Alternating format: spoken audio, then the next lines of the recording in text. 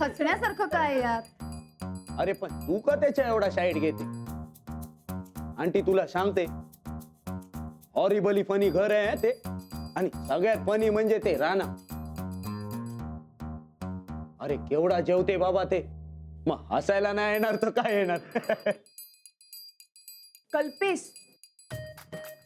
असं कुणाच्या खाण्यावरून त्याचं हसं नाही करू. राणाजींच्या खाण्याचं हसू नाही आलं मला ग, पण ते आपल्या घरी जेवायला आले होते ना, त्याची आठवण आली. तुम्ही दोघी आपल्या जेवण बनवत होतात आणि राणाजी फस्त करत होते. हो ना, स्वयंपाक करून करून माझे हात दुखायला लागले होते त्या दिवशी. बास, आता खाण्याचा विषय नको. ओके, जमवानू टॉपिक बंद. पण आंटी तुला सांगते, ते राणाला साधा 4 लाईन पण नाही बोलतायत. आता विलेज मध्ये त्याचा एवढा रेप्युटेशन आहे, हा, ते मी पण बघितला, पण एवढा आहे काय त्या राणामध्ये? जे तुझ्यात नाहीये ते भाबडेपणा.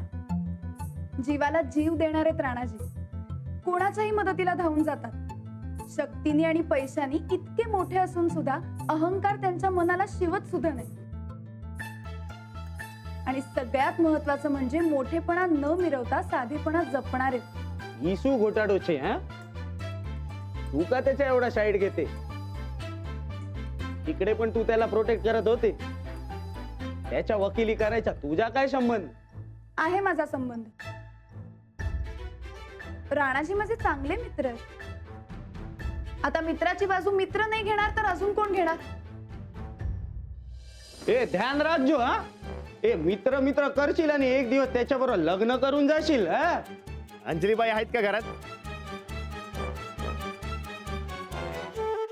राणाजी, तुम्ही अचानक इथे? या ना आत या.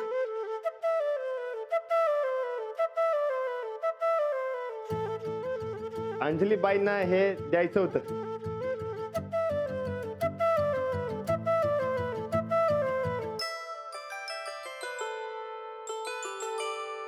काय आहे? पैठणी.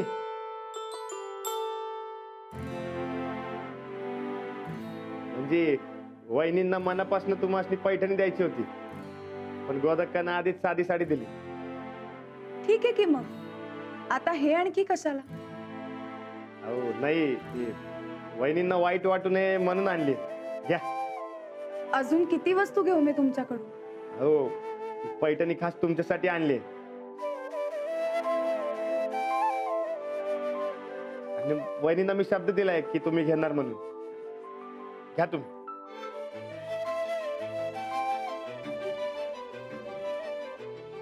घ्या. बर, येऊ काय मी?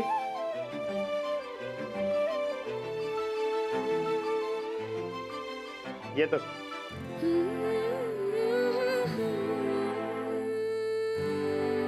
ए अंजली, ए त्याचा प्राइस काय असेल?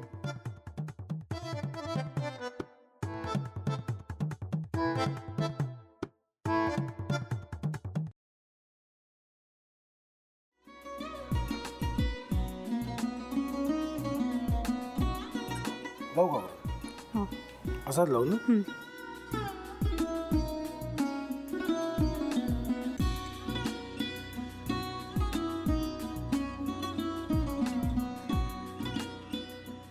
आता काय करायचंय? आता आपण ड्राय स्टफिंग दुसरं काय करणार आपण त्यात? आपण ह्याच्यात मेयोनीज न टाकता बाकीचे सगळे साहित्य टाकायचे.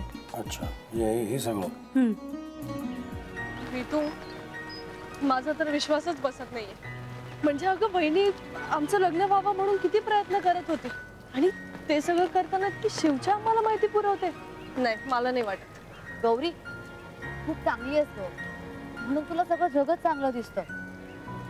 पण शिव उगाच बोलला असेल का? त्याच्यावर विश्वास नाहीये का तुझा? शिववर पूर्ण विश्वास आहे मी माझा, पण तो आता हे जे काही करतोय ना, म्हणजे निशा बहिणी समोर त्या राधिका सोबत फिरण्याचं नाटक वगैरे, ते त्याचा काही उपयोग होणार नाहीये. अगं असं कसं म्हणतो?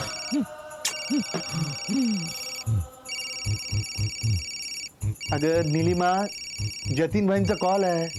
हो माहितीये. रिसीव कर ना. अगं बघ कट झाला. आता तू रिसीव केला नाहीस म्हणून ते मला करतील. अबघ पुन्हा आला बघ. घे बघू. पण हे एक ना एक दिवस घडणारच होतं. आता मला कळलं तुम्ही 2 दिवस झाले काय सांगत होता ते. बनू हे संकेत असतात आणि हे ठरवून येत नसतात. मी बाहेर तुमची वाट बघते.